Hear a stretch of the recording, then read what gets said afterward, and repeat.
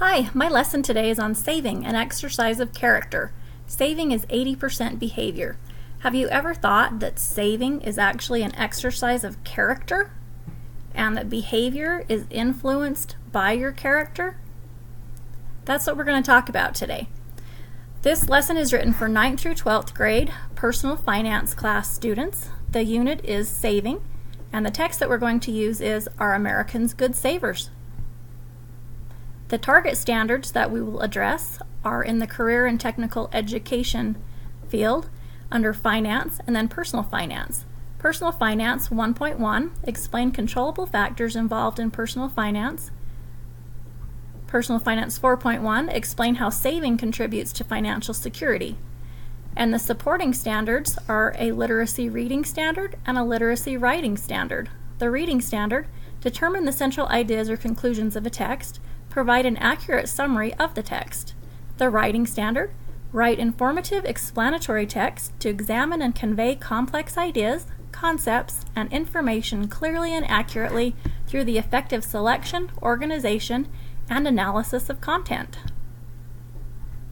The learning outcomes that we will address are, as a result of this lesson, students will learn that everyone has a need to save money, but that the average American has not learned how to control their behavior in order to set money aside and save for the unexpected. Saving is dependent upon chosen behavior, not large incomes. I will also be asking students to draw upon their prior knowledge from the lesson that we would have had previous to this one, which details a lot about the need to have an emergency fund and to have a savings account for unexpected emergencies, and then the effects that can happen when you don't. The assessment that will be given on this lesson will both come in the form of formative assessments and summative assessments. I have not listed the formative assessment here. Formative assessments will come in large and small group discussions, just evaluating what everyone has to say at those times. This is a summative assessment that's listed. It says using textual evidence, students will convey their learning analysis by writing a letter home to explain their understanding of typical American behavior when it comes to saving. Differentiation will come through the product. The product will be writing this letter. They can either do it by pen and paper, or they can get on their computers and type it up. And then, of course, the content of their letter will be different as well. The first thing that we need to do is define some terminology that we'll be looking at in the letter. So this is where we get into some direct instruction. We'll ask the question, what is an economic recession as compared to economic recovery or expansion? This graph defines what expansion looks like: peak, recession, recovery, and then expansion again. We're also lucky enough to have some stock market analysis here as well, with a bear market and a bull market. So we would spend some time discussing this slide and see what questions the students had and decide what interest they had in learning more about this before we get started. Then I would ask them to list the last 5 to 10 things that they have spent money on. I've given them some examples just to get their interest piqued in their minds thinking. For this activity, I would ask them to turn to their partner and work with their partner and discuss what things they have last purchased. Sometimes it helps when you're talking to someone else to remember and come up with those ideas. Next, I would want them to tell me, how much money did you save in this time period? Looking back on that, did they save a lot as well as spend and they're really happy, or did they not save so much and their buckets are empty?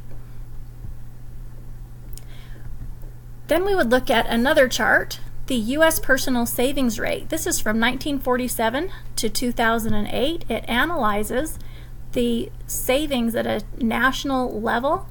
Starting from 1947 up until 1982, it was pretty much on the incline, and the annual savings rate got up to 10.9%.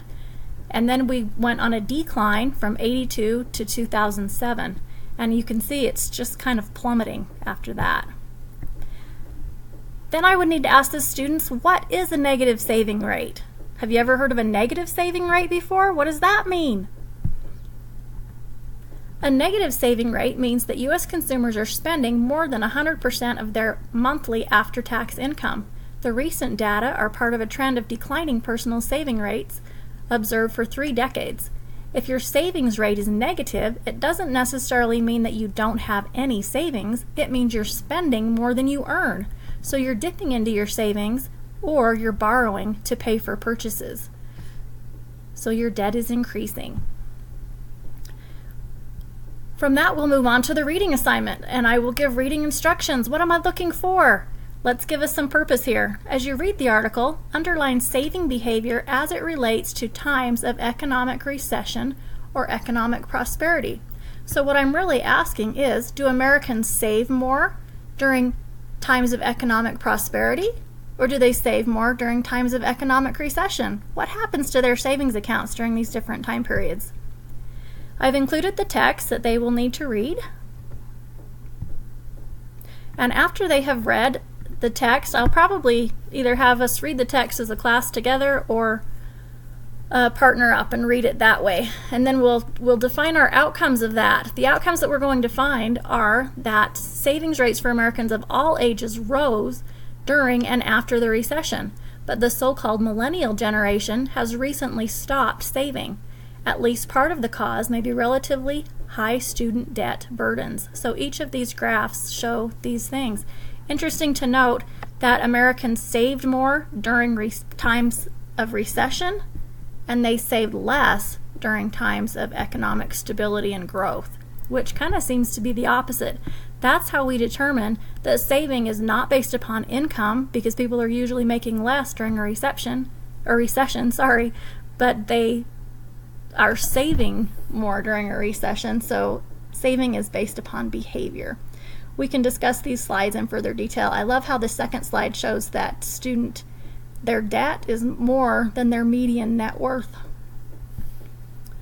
Then we'll write a letter home to analyze what we have learned. Respond to the following statements, questions by writing a letter home to explain what you have read and learned about the behavior of the typical American during times of economic growth and stability compared to economic hardship. I would like them to give reactions of how they felt when they found out that Americans saved more during times of recession. That doesn't hardly make sense. What should be the cause of one's money-saving habits?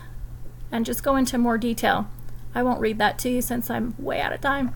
Thanks for listening.